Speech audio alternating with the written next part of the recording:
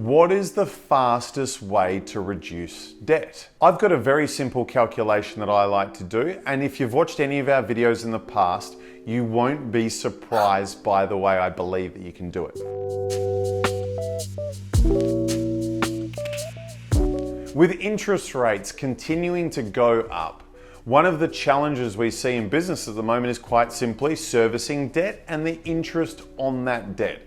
Previously, that had been a nominal amount. If you had $1 million worth of debt, the way interest rates were, might not have been an amount that really impacted your business. That $1 million worth of debt now, even though it might not be putting your business in a massive amount of financial stress, the cost of servicing that is significantly greater than what it was 1, 2, and definitely 3 years ago.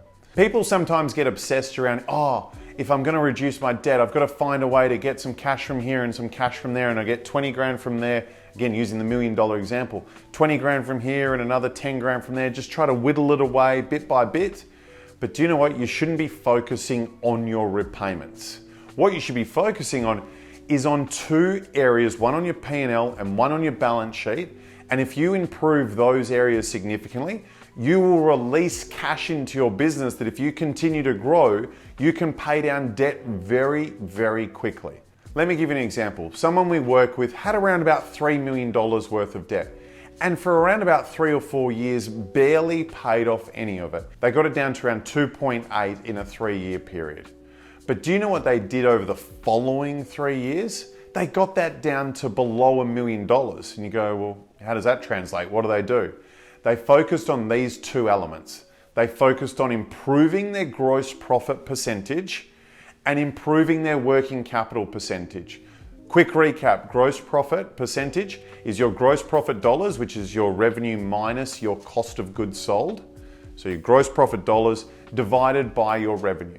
They focused on increasing that as a percentage while also improving their sales. The second side of the equation is the working capital percentage. That is how much debtors, that is how much stock, that is how much work in progress, minus your creditors, you carry relative to your annualized revenue. If you can reduce that working capital percentage down versus your gross profit percentage, as your business grows, that means you're going to have more free cash within your business. For example, if you have a gross profit percentage of 40% and a working capital percentage of 20%, you've got a 20% gap between those two numbers. We find if you're a growing business and you can get that gap at 15% or greater, with gross profit being the higher of the two percentages, you will release a lot of cash, which you can use to pay down debt. What's the outcome here?